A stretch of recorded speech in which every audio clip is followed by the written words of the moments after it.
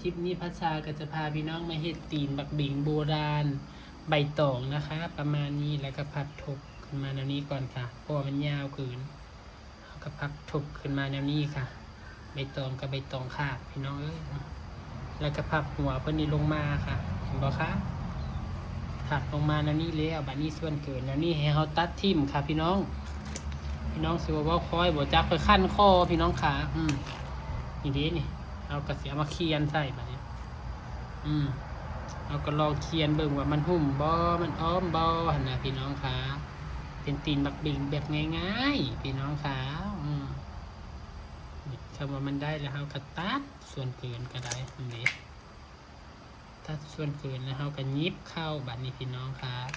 สเต็ปเปิ้ลเนี่ยนำเข้าไปจะเบิ่งเอียงซ้ายเอียงขวาบ่เห็นดีนี่